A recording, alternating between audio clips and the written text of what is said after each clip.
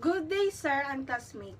This report is all about Chapter 16 in Belgian Brussels of 1890.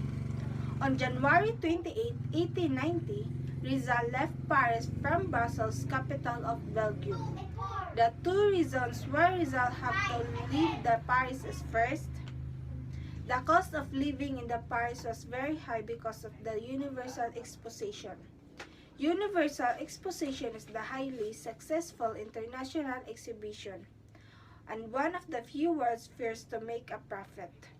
Second reason why Rizal left the Paris is the gay social life of the city hampered his literary works, especially the writing of his second novel, El Filibusterismo. Rizal's friend, which is Del Pilar and Valentin Ventura, were of to believe he left because he was running away from a girl just as he left on London. But when Rizal told them that the reason for his leaving Paris was economic because his money was dwindling, Ventura invited him to live with his in Paris without paying rent. But Rizal he could not accept Ventura's invitation, for he had a high sense of dignity and would not accept charity from any man. Life in Brussels. Rizal was accompanied by C. Albert when he moved to Brussels. They lived in a modest boarding house on 38 Rue Philippe Champagne. Rizal was busy writing his second novel, El Filibusterismo, which was a continuation of Noli Me Tangere. Aside from writing its chapters, he wrote articles for La Solidaridad and letters to his family and friends. There are 10 articles published in La Solidaridad. First, A la Defensa or To la Defensa, April 30, 1889. Second, La Verdad para Todos or The Truth for All, May 31, 1889. Third, Vicente Barrantes or Tretro Tagalog, John 15, 1889. Fourth, Ona Profanation or A Profanation, July 31, 1889.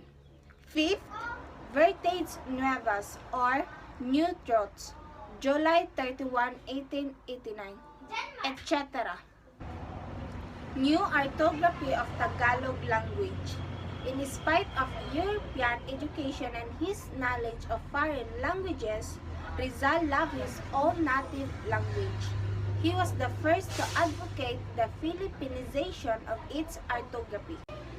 For instance, the Tagalog letters K and W should be used instead of the Spanish C and O. Example, salakot to salakot, araw to araw. Bad news from whom? Letters from the home which Rizal received in Brussels worried him. The Calamba Agrarian trouble was getting worse, so that the management of the domination hacienda continually raised the land rents until such time that Rizal's father refused to pay his rent. The domination order filed a suit in the court to dispossess the Rizal family of their lands in Calamba, including of her brother-in-law, which is Antonio Lopez, and Silvestre Obaldo was deported to Mindoro. Also, Manuel T. Hidalgo was banished for second time to Bohol. Because of that bad news, Rizal was depressed. His heart bled to know the sorrowful plight of his parents, brother-in-law from Brussels. This letter Rizal wrote to his sister. I have caused much harm to our family, but at least there remains to us the consolation of knowing that the motive is not disgraceful, nor does it humiliate anybody. And that's all. Thank you. Presentiment of death means a feeling of that happening. In his moment of despair, Rizal had bad dreams during the nights in Brussels, when he was restless because he was always thinking of his unhappy family in Calamba. Si Rizal, nagka-bad dream siya, or we should say bangungot, when he was in Brussels because permi siya gahunaw na sa iyahang family in Calamba. That's right, Calamba. This morbid presentiment of early death was divulged by him to Del Pilar in a letter from Brussels dated June 11, 1890. So, si Rizal na siya'y gihatag nga letter for Del Pilar. Yes. In his childhood, he had a strange belief that he would not reach 30 years of age. There were 2 months during which almost every night he had no other dream than that his friends and relatives are dead. Although he doesn't believe in these things, and although his body is very strong, and he have no illness, and have no fear, he was preparing himself for death and for any eventuality.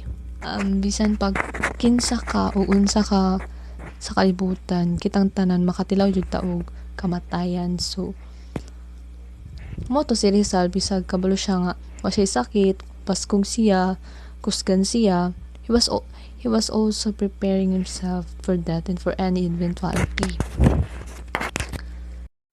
He feared that he would not live long.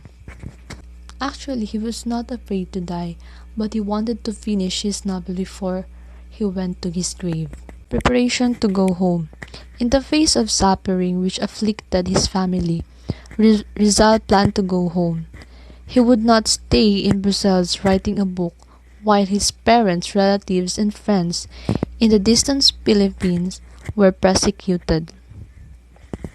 Upon hearing that Graciano Lopez Hina was planning to go to Cuba, he wrote to Ponce on July 9, 1890, opposing Graciano's plan of action. So, when the time comes, Rizal planned to go home because dili siya kakayang makita yung family sa Pilipinas nga nagsuffer kay di ba nga na siya sa Brussels. So he planned to go home for his family in the Philippines. We have only once to die, and if we do not die well, we lose an opportunity which will not again be presented to us. So sa akong sabtan ani nga quote, moto ko sa quote nga life is too short. Is that gone? Correct me if I'm wrong. Life is too short. Kay ikaw nga tao, samtang buhi pa ka, kanang buhata ang tanan nga gusto nimong buhaton, pero dili pa yung lubos-luboson nimo nga to the point nga maabot ka nga maghimo na lang kag daotan kay lubos-luboson lagi. So tanan taraw imuhang kanang tilawan or imuhang dapat ma-experience. So ako masabot is kanang kung imuhang gusto imong dream dapat i-reach or kanang sa to gani i-reach or imuha bitaw kabuton imuhang dream sa life while buhi pa ka kay wa man ta kabalo kung kanon sa mamatay. So if kana nga day namatay ka nga wala nimo natuman ang imuhang dream or gusto, so you lose an opportunity.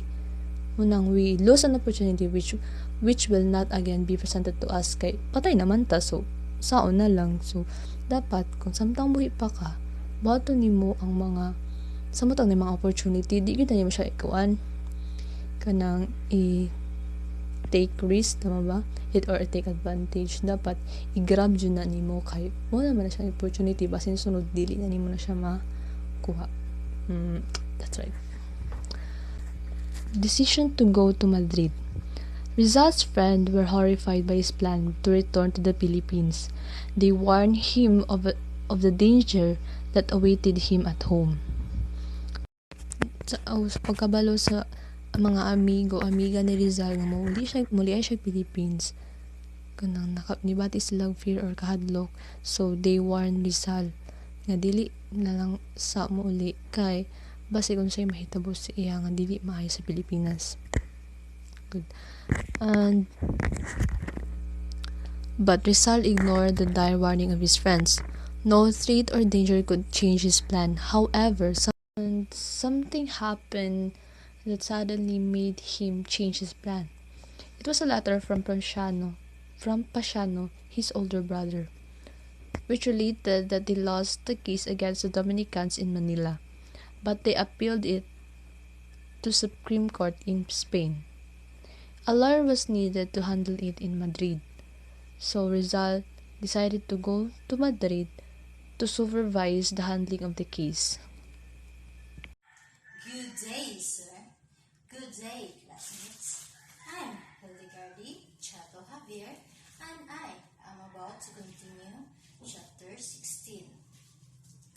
To My Muse, 1890. To My Muse is a poem written by Jose Rizal and is published in La Solidaridad using the pen name of Laong Laan, which means ever ready.